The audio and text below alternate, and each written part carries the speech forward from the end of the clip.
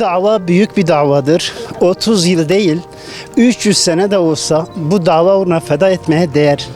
Gelenlerin hepsinden Allah razı olsun.